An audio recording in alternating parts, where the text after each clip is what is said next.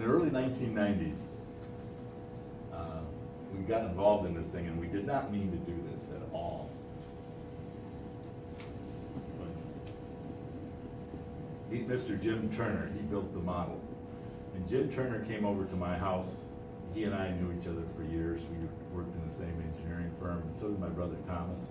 And he came over, and he said, I want to build you a boat.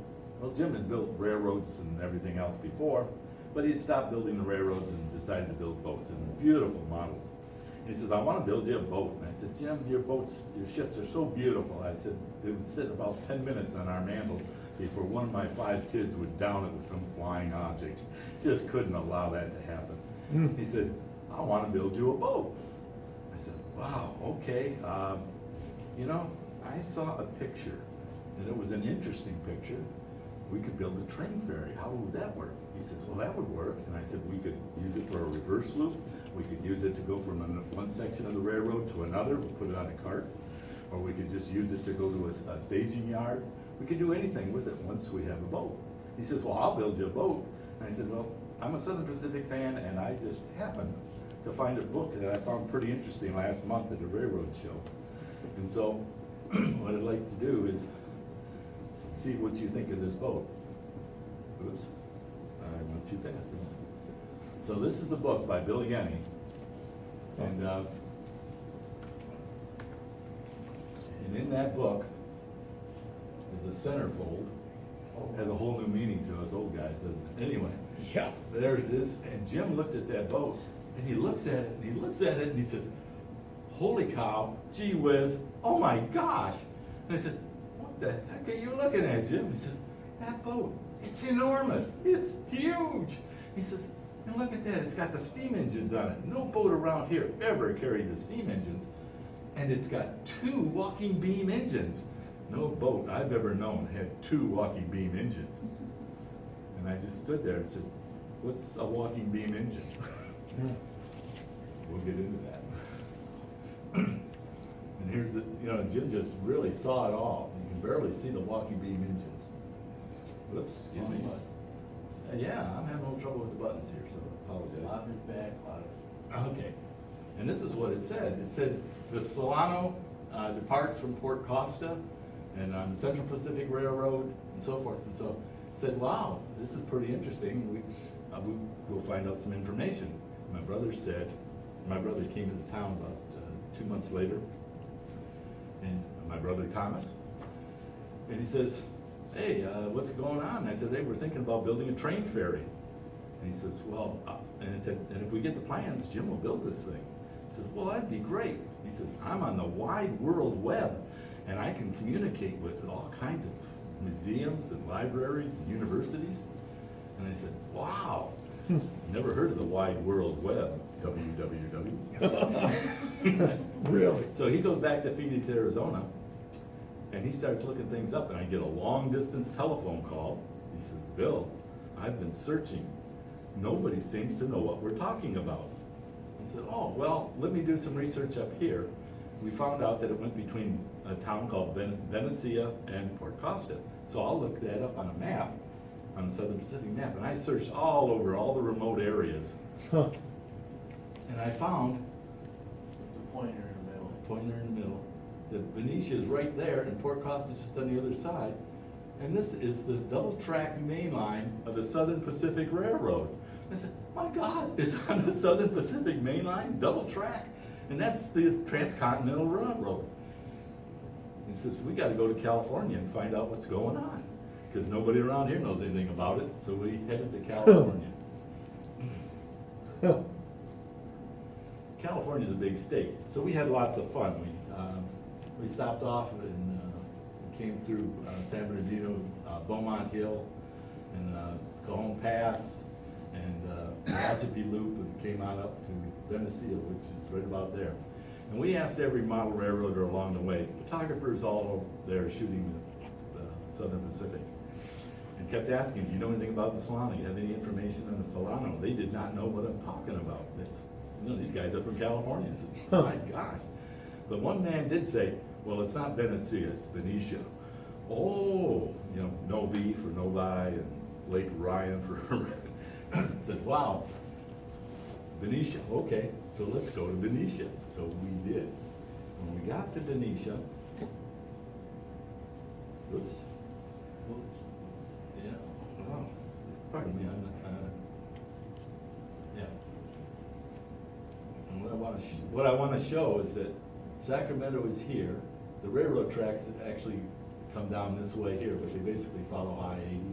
And Benicia is located right here. Port Costa is right here. And the boat apparently sailed right there. And we said, wow, that's pretty interesting, because as a kid, I always wondered, why the heck did the railroad start in Sacramento and not San Francisco, which would be logical?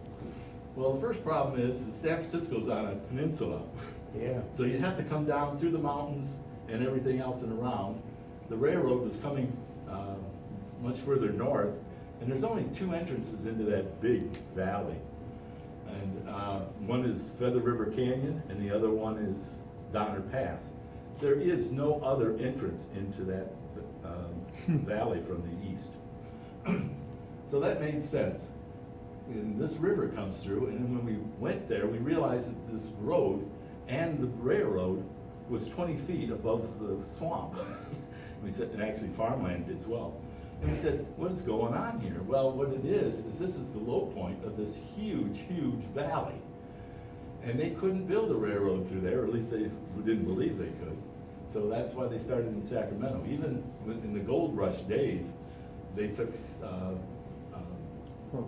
ferry boats from San Francisco, where they abandoned their ships, as the story goes, up to Carquinez Strait, to Sassoon Bay, and up the Sacramento River to what they called Fort Sutter. And from Fort Sutter, they went on up northwest of there, up to the gold mines. Fort Sutter later became Sacramento. Well, so we went to there, and we met a man by the name of Harry Wassman. Now, to meet somebody in a strange town, we went to the newspaper office. And when we went to the newspaper office, we asked the people there, does anybody know anything about the Solano? It sailed from Benicia, and we should have some information. And everybody just kind of shook their head and said, no, we don't know anything about it, but if anybody knows, it's Harry Wassman, and he's working in the church gift shop. And if you go over to the gift shop, you might learn something. So off we go. We meet Harry Wassman, and Harry Wassman says, yeah, I've got a postcard of the Solano, and he remembered it. And now we're looking at this boat, and it says, it's the largest ferry boat in the world. Holy cow! And they made postcards of it, and nobody knows that it existed, even in the hometown port. Wow. And we said, this is really, really strange. But Harry just remembered a couple of stories about the boat. He used to ride it with his family when he was a little kid, because that's how the family went to San Francisco. And so what he did is, in the summertime, when it was really hot, and it gets 110 degrees in that valley, they would go on a boat, and they'd cross over to Port Costa, and it cost them a dime, and they would buy an ice cream cone, and they would come back on the boat, and the crews would say, nah, no charge, just have a good time. And the guys were really happy about that. So that was his memories of it. But he had a friend with him who had a stroke, and he could not talk, but he could seem to say yes and no. And we said, holy cow, he seems to know something about it. And this man's frantically trying to get our attention. And we, 20 questions, you know, do you know about the boat? And yes. And did you work with the boat? And he said, no. I said, did you work with the trains? Yes. He worked in Port Costa. I don't know what he did. I think he was a switchman. Maybe he was operating one of the other switchers. I have no idea what he did, but he worked adjacent to the boat. And one of the things we said, is there any book and information on this boat? And he said, yes. I said, where? And he pointed to Port Costa across the water. I said, oh, okay. But Harry then stepped in and he says, well, wait a minute. Where in Port Costa is this book? And the guy couldn't say. And he says, is it in McNair's warehouse? And the guy goes, yes. He says, is it in the gift shop there? There's a gift shop way in the back of this bar restaurant converted from an old storage warehouse. And he goes, yes. Wow, what an idea. We asked, is there anything left of the boat? He said, yes. I said, can you see it? He goes, yes. And I said, where is it? And he points east. Let me tell you, there's a whole bunch of east of Benicia, California. I said, is it in the water? And he goes, yes. But you can still see it from land? Yes. Wow, this is really, really neat. So we go over to Port Costa, and sure enough, oops, we find this booklet. Huh. A saga of sails, sacks, and rails. And it's the story of Port Costa. Not only the story of Port Costa, but there's a picture of the boat. Now, we'd never seen that picture before. And we said, holy cow, look at the size of that thing. That is really something. And it has a narration of it. And it tells, in paraphrasing, that she was the queen, that they loved this boat very much. They even closed the stacks on the switchers and the steam engines so they wouldn't dirty the bridges when they came on board, and that it was the pride of the area, and it was just a wonderful boat, and it sailed very well, and it did everything it was supposed to do. It was a beautiful boat. Huh. And there was much more information. And then we got this picture here from that booklet. These are actually pictures of that booklet. And I said, holy cow, look at all the trains. And look, there's another boat. So we look up that other boat in the same booklet, and it's called the Contra Costa. Now we got two boats that we're crossing, and nobody seems to know anything about it. This is crazy. And look at the locomotives are on there coming right off. It's just beautiful. The upper picture on the left is the Contra Costa, and the other two pictures on the bottom of the Contra Costa, the one on the upper right, is the Solano. They're a little different, but they're somewhat similar. And a little sketch of what Port Costa looked like. Port Costa is a dead-end town. It doesn't have a McDonald's, a red light, or a traffic light of any kind. It doesn't even have a gas station. It's at the end of a dead-end road, and it takes you a lot of curving around the mountains to get there. But what it was the Carquinez Strait, let's see, is a very deep waterway because it has an 8-mile-an-hour bidirectional current. I'll get into that a little bit more. But it kept it deep. So as it kept it deep, that's where the ships came. San Francisco Bay is just swamp and very shallow water. But Carquinez Strait. In fact, Sir Francis Drake, when he came in to California for the first time, the only place he could dock his boat was just about a mile from Port Costa. Wow. Then we ended up with we made 3 trips to California. But my brother found this 1890s article in Transactions of American Civil Engineers. And in there is complete drawings. And you know where he found these? The Linda Hall Library in Kansas City. Wide World Web was really starting to work. Really? So there's the plan view of the boat. Here's the interior, including the trusses and everything else. And then a side view. But if you'll notice, the plan did not match the boat. And I said, holy cow, wait a minute. It is the same boat, we think. It's called the same, Solano, but there's a big difference. So what is going on? So first mystery was, what happened? Let's talk about the Transcontinental Railway a little bit, because of the importance of it. Transcontinental Railway came from Chicago to Omaha, and from Omaha the Union Pacific took it. And they came across, they didn't cross the Rockies, they actually came a little bit north, and it came through the Wasatch and back up to Salt Lake City. These Central Pacific started in Sacramento, came across Donner Pass, followed the Humboldt River, and came down and on the north side of the lake, and that's right there where Promontory Point was.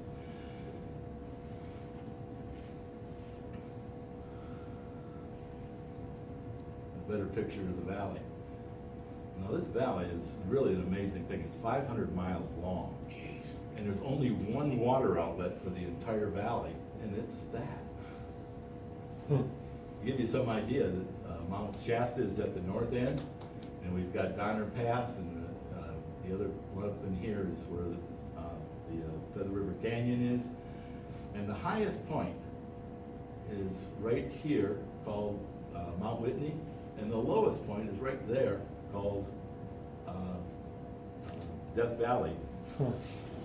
In the whole continental United States, the highest and lowest point is 120 miles away from each other, but you can't see each other because there's two mountain ranges in between. Some valley.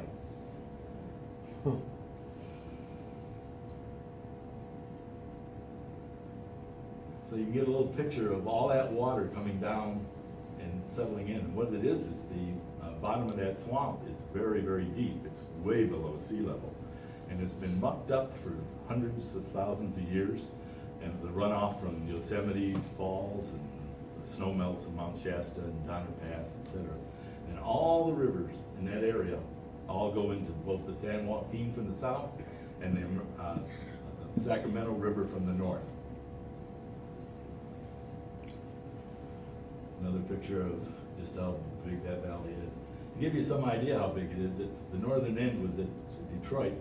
The southern end would be at the Georgia state line.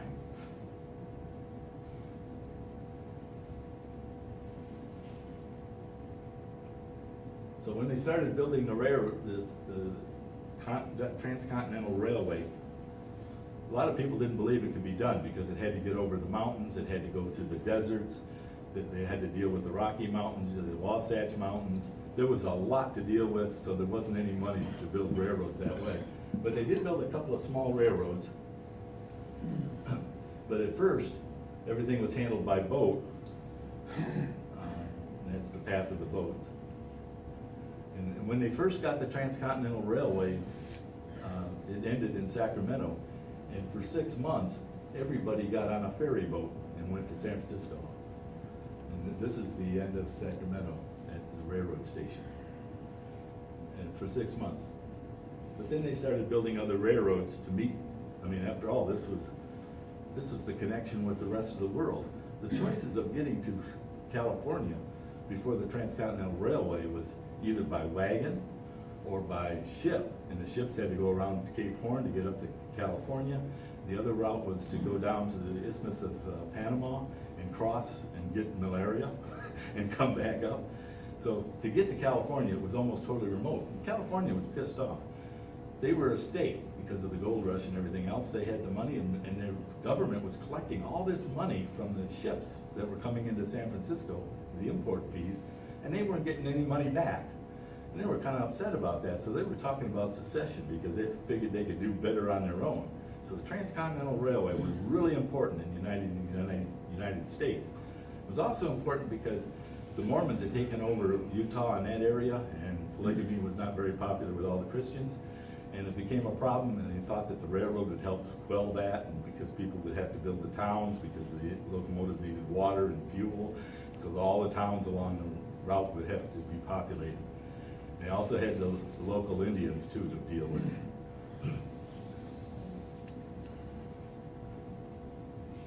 So what they had done is, in anticipation of, that's a great picture of the swamp. Can you see that dark area? Here all the way down to here. So the first Transcontinental Railway actually left Oakland, came down through Niles Canyon, Altamont Pass, right there, and across the narrow part of the swamp, and came all the way north to Sacramento. So that was the main route of the transcontinental trains. But there was other railroads. There was a railroad being built along here, along the Carquinez Strait. And there was another railroad being built here that was going up to Sacramento and across the swamp at that point. And Leland Stanford didn't like that. And for 10 years, his route on the Central Pacific was only this route. And he said, well, we can do better than that. And since he was so rich, he decided to buy this railroad, and he bought this railroad. So now he had 3 routes to sort of get close, and he then started tracks down here so that he could build a ferry boat that would carry the trains across the Carquinez Strait. Arthur Brown. Arthur Brown was in charge of bridges and structures for the Central Pacific Railway, and he built some of the bridges towards the end of the Transcontinental Railroad. And he was bridges and structures. He built a lot of things. And I was surprised at how much he had built. He built the original Oakland Mole. They had to go out 2 miles into the bay before they could get deep enough water for the ferry boats to join them. And he built the original train shed. The train sheds were the largest area covered buildings ever made by man. Look at the size of that thing. Complete trains were underneath it, and high because the steam engines were in there. So he designed the train shed at Oakland Mole. He also was requested to build, they had a bad snowstorm and it shut down the railroad over Donner Pass. He built the train snow sheds on Donner Pass, and he built them, designed them and built them in 3 months. Totally installed, because winter was going to come and they weren't going to relive the nightmare of the year before. And this is all before the Solano was built. He designed this home. This is a mansion. Now, what you have to understand is there's people here. Can you see the people? Look how big that is. This is 14, 15-foot ceilings in these mansions. This particular one belongs to Leland Stanford. Stanford was, one of the owners of the Central Pacific. There's another picture at the top of the mansion, and look at the inside of this thing. It's just amazing to have ceilings like that. These were on Nob Hill, man. This was the place to be. Jeez. This is the one he built for Crocker, who was also one of the big four that owned the Central Pacific. Again, look at the stairways going up to this thing. It's bigger than a cathedral. We're talking major mansions. He designed and supervised the construction of these mammoth structures. And then within 9 months of the Solano's first sailing, he opened the world's greatest hotel of the time, called the Del Monte, in Monterey, California. He designed and built it. It's a world-class. Only the kings and queens and diplomats and everything else would go there. And only billionaires in today's language could even possibly think about being there. One man did all this, and then he designed the Solano, and he designed that dock. And you can see in the upper part, you can see Benicia, and you can see it's about 1.25 miles straight that crossed. Built the docks and designed those, as well as the world's largest train ferry. Jeez. This is the Watkins photograph. Notice the 440 here with the 40-foot wooden coaches. And again, here's the design of it and what he had to deal with. And just beautiful cross sections of the boat. And of course, this is from the Transactions of American Civil Engineers. But this is what he designed. Just incredible. Here's a diagram. My brother Thomas did all the diagram work. So anytime you see these beautiful color slides, that's Thomas's work. But you can see there's 8 boilers. Huh. You got 2 here, 2 here, 2 here, 2 here. It has 4 bridges. One for the pilot house here, one for the pilot house here, and another bridge across here and here for the steam lines, because the walking beam engines are in the center. And then the 24-inch iron shaft that goes to these paddle wheels. Those are not small paddle wheels. They're 30 feet in diameter. This boat is over 1 1/3 football fields long. So when you're watching a football game, the 50-yard line is here, and the goal line is here, and the goal posts are there.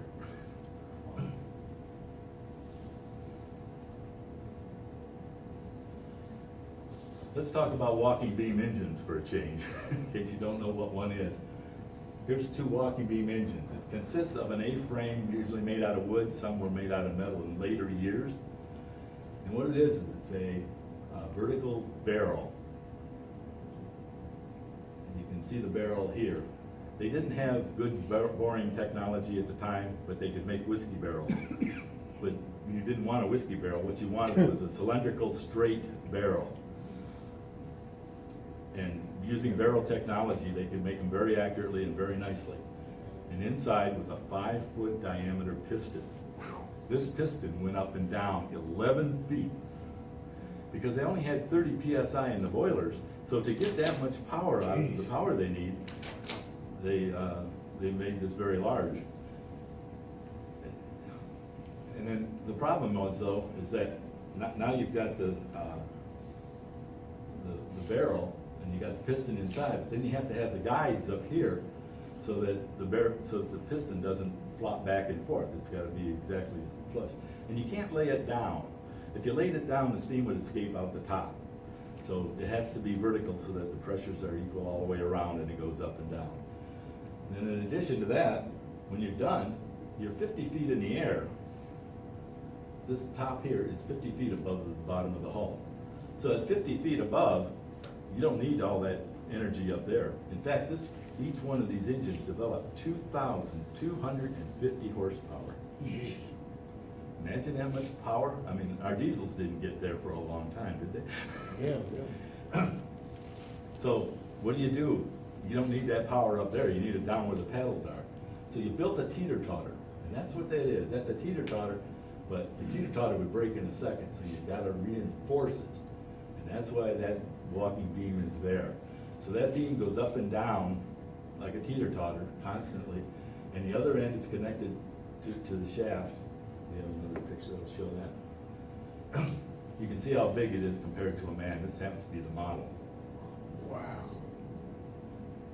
Again, here's the barrel, here's the guides, here's the hinge part, here's the walking beam, comes down and around the crank.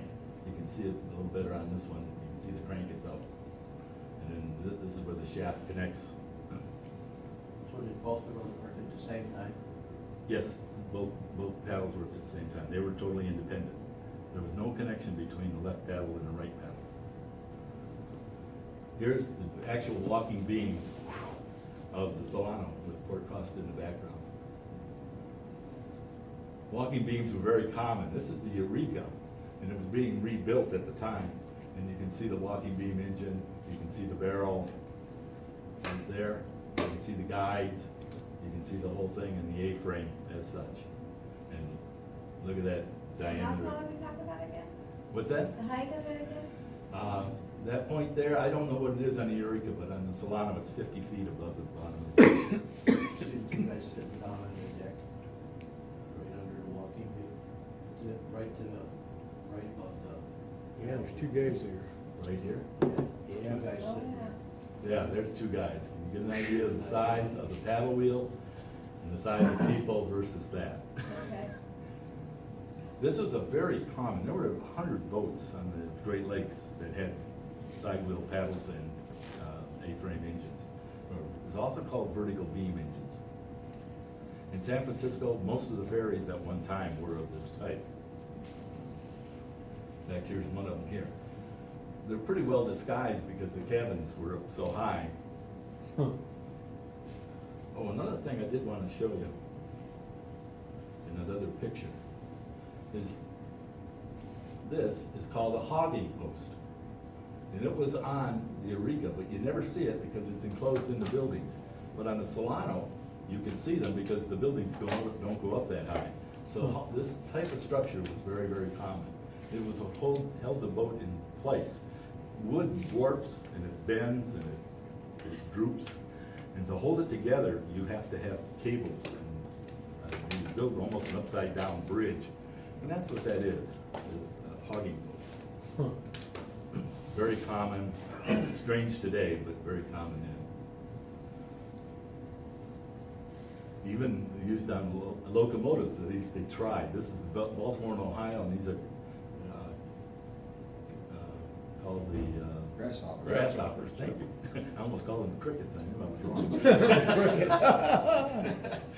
But you can see what's going on here. Here's the shaft that goes down around the wheel. Here's the pivot point, and here's where the steam engine ran out the bottom. It wasn't terribly successful, but it was also, the walking beam engines were also used for pump stations. They were very good at it. The one in Greenfield Village is for a pump station, if you get over there to see it. Here's another picture of the original boat crossing Notice the sail ship in the background, and you can see the docks of Wow. Benicia in the background. It moved right along. This was no slow boat. But he had to fight an 8-mile-an-hour bidirectional current because the tides would come up and all that water had to get through that narrow channel to get to all the swamp area and fill up those rivers. Even at Sacramento, there's a 6-foot tide. Can you imagine taking that much area and filling it with 8 to 13 feet of water twice a day? And it all had to go through this strait.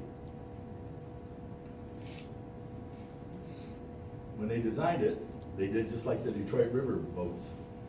They never went directly across the current. They went at an angle to the current so that they could navigate the current. If you've got a river and it's flowing, you can't go straight across it. You can try, but you'll end up going downstream. You got to go on an angle to get back and forth. So this is the area here. This is Benicia here, and these are the docks. Came across like this, and then the railroad was built to Sacramento. To Oakland. Pardon. Which way's north on that map? North is up. Up, okay. So the boat actually sailed almost east and west. Here's some of the old pictures of the crews. Started off with two 12-man crews, but on the latest boat it had two 17-man crews. Yeah. Here's another Watkins photograph. In stereo, that was the big thing back then. So these are for stereo viewing. The old pilot house. A couple of pictures here showing the docking and the trains. You can see the old diamond stack steam engine. Because see, we had a problem. The pictures didn't match. But the steam engines gave away which boat was the oldest, the middle boat, and the latest boat. So if you saw the diamond stack, obviously that's the first boat. And here, the top two pictures are the original boat, the intermediate boat, and then the last boat. And it wasn't until long after we built the model, took it to California, that we found out the dates of this. The first boat was 1879 to 1905. The second boat was 1905 to 1914. The last boat, 1914 to 1930. Total of 51 years. It's all the same boat, right? All the same boats, just modified. Just modified 3 times. And you know why it had to be modified? Because the transcontinental trains got bigger. They got bigger. Yeah, Bigger in the original 440s and 40-foot wooden coaches gave way to the Palace cars and the 460s. The Palace cars are now 50 and 60 feet long. They needed wider clearance. The cabins had to be moved wider, and the trains had, the engines were growing, so they had to increase